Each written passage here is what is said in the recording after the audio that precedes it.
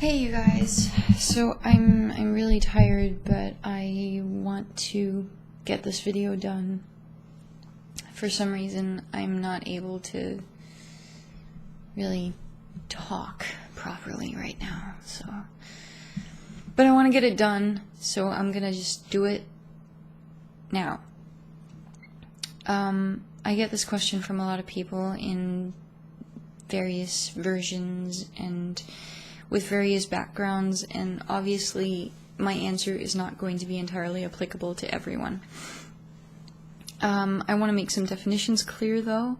When I talk about family, I mean people that you actually meet probably at least once a year. And when I talk about friends, I mean people that you know well, people that you know you can rely on. People that you trust.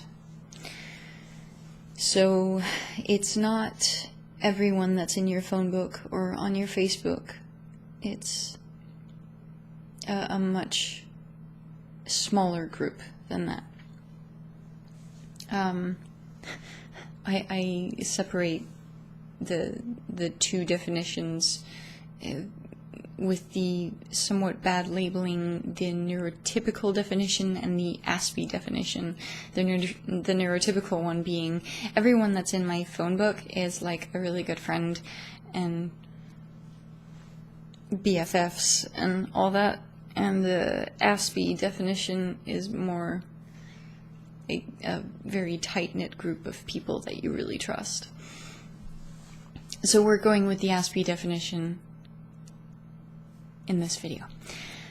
Right, so the question has two stages. The first one being, should I tell my friends and family that I have an autism spectrum disorder, that I have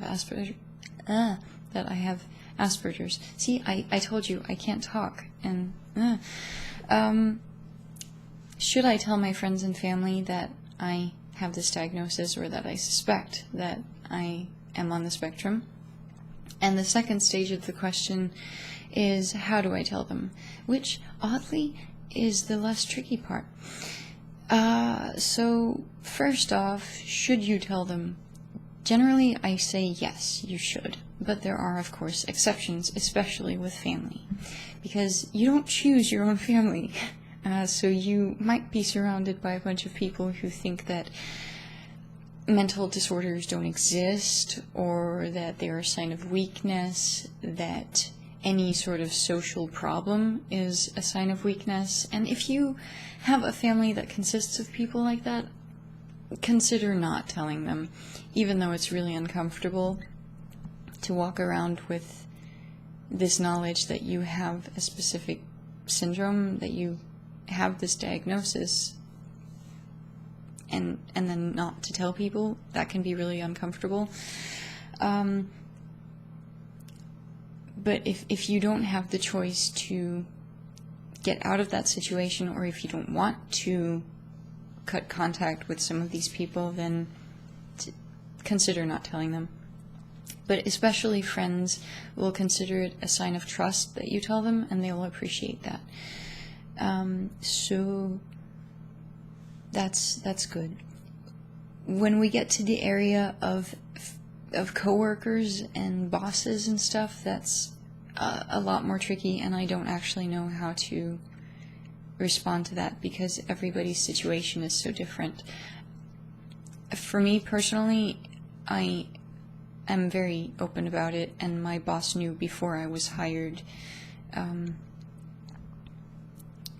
Of course, my job isn't really much affected by it, so, but I found it important to tell my boss, especially because it's someone that I actually knew before she was my boss.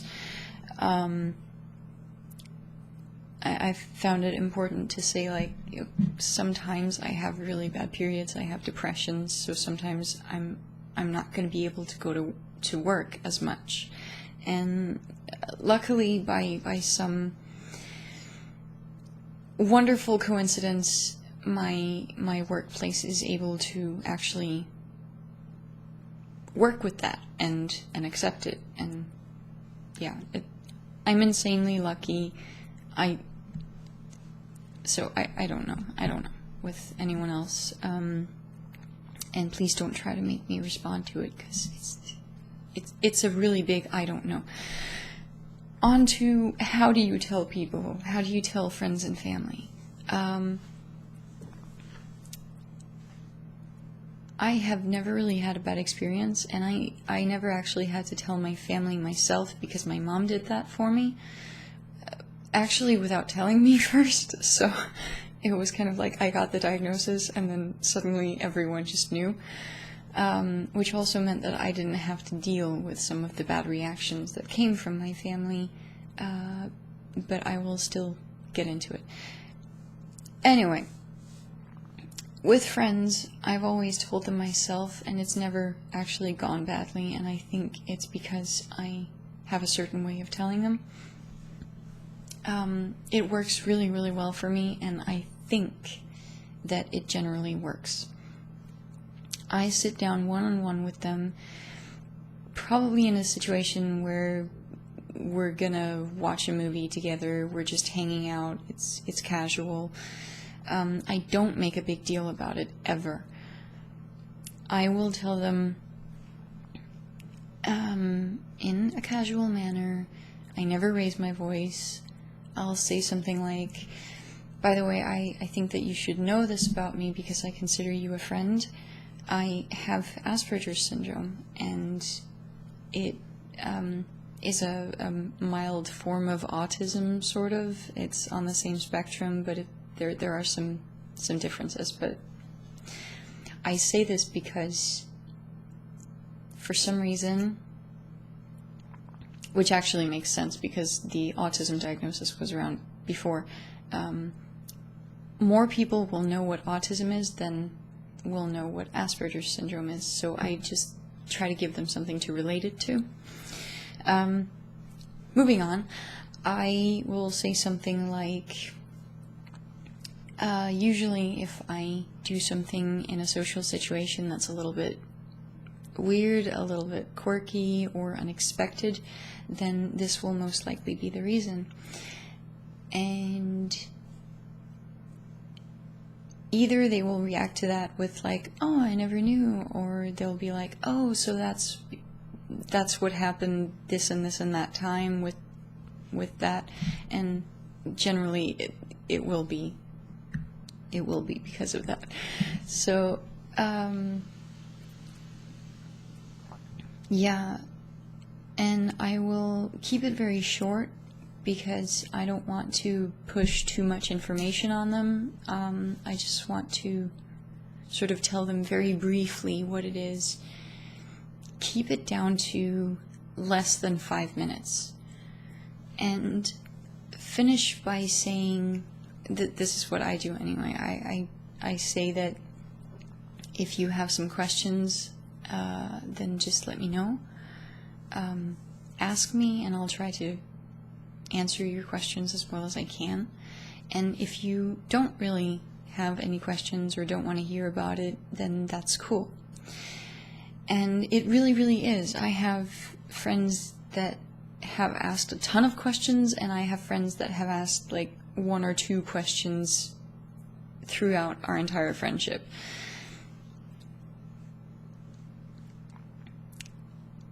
I don't mind the people that don't really want to know anything about it, because it's not like they're trying to get a PhD.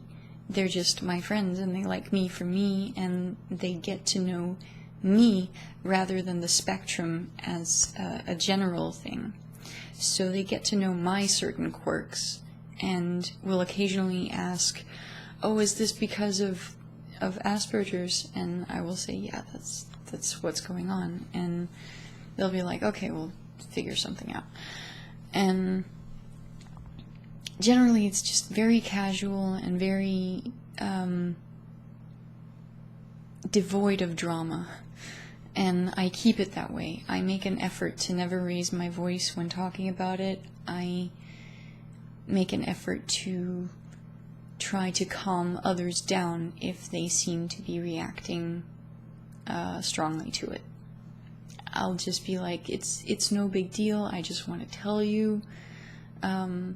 It's not like we have to make a big deal about it at all.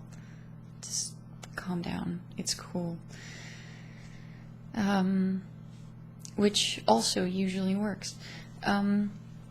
Family, a lot more tricky because they take it personally. For some reason, family members take it personally that you have a diagnosis, even though they don't have to deal with it at all. I don't know why. I do have my suspicions, but I don't actually know. With family members, it gets more emotional, and so the calming down thing is more relevant there. In my experience, family members will go through a period of denial, and it can be one day, a couple of weeks, a month, or years, or forever. And the forever ones are usually the people that disliked you before. And they're still gonna dislike you. And hopefully that's not a problem. With me, it's never been a problem because the family members that hated me, I never really wanted anything to do with them because they hated me. And so after I got my diagnosis, nothing really changed. And the family members that liked me before I got the diagnosis went through a shorter or longer period of no way, and trying to disprove it to themselves. And all of them eventually sort of came around to, well, I guess it's true. And now it's just sort of not a big deal at all, in any case, ever. So,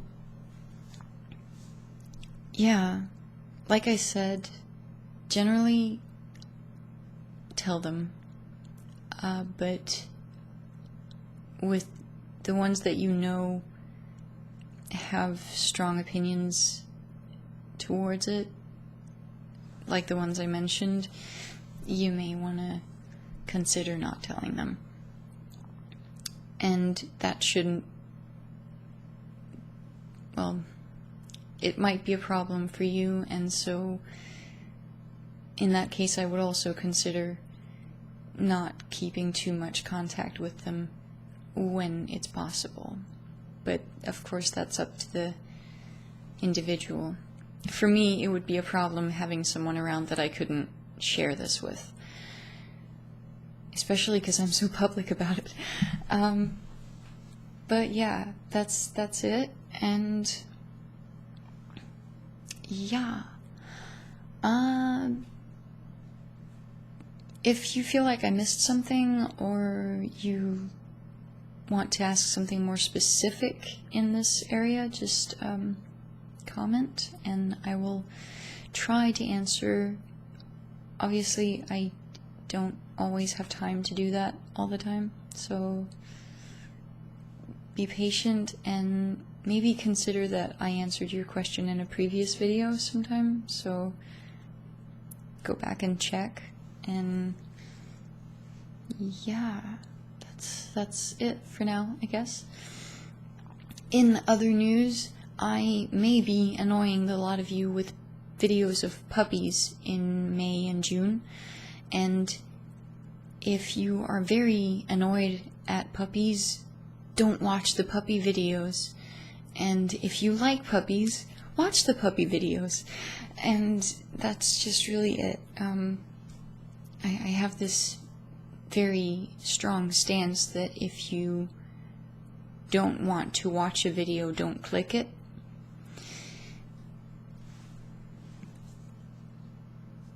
I don't know why people would do that. Watch things that they don't want to watch. It's weird. Anyway, I'm done for now, and I hope that I covered the question, and I hope that this is some help to Some of you, at least. I'm gonna play World of Warcraft now.